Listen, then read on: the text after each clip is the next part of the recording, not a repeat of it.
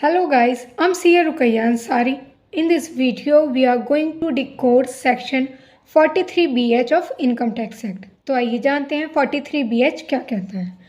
43BH कहता है अगर आप एक बिजनेसमैन हो और अपने MSME सप्लायर को payment with in the stipulated period नहीं करते, then the whole expense related to such purchases will be disallowed. Businessman, MSME supplier और स्टिपुलेटेड पीरियड, आइए इन टर्म को वन बाय वन समझते हैं। Businessman, under this section businessman can be any person. He can be a manufacturer, trader, service provider. He can be MSME registered person or not. When we talk about the MSME supplier, needs to be a person who is manufacturer or a service provider. That means he cannot be the trader. Secondly, MSME registered person must have Udyam registration number. Thirdly, MSME supplier needs to be micro or small enterprise as per MSME Act. What is micro and small enterprise? Let's understand.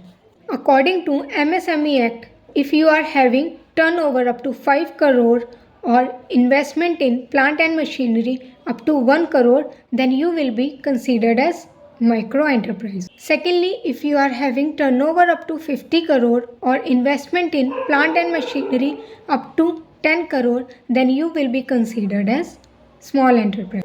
What is a stipulated period? आइए जानते हैं. When there is agreement between businessman and MSME supplier, then that stipulated period will be 45 days.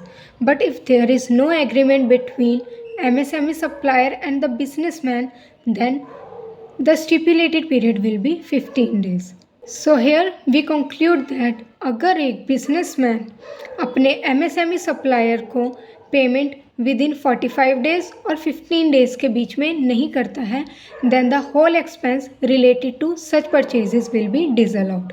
3BS section capital purchase related MSME supplier पे भी applicable होगा? Then the answer is no. अगर आप अपने supplier से हु इज़ MSME रजिस्टर्ड, अगर आप अपने सप्लायर से कैपिटल परचेजेस करते हैं, then this section will not be applicable.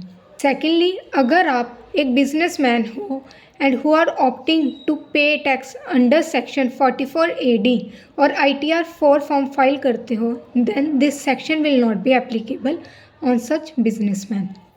This section will only be applicable on the outstanding amount as on 31/3/24.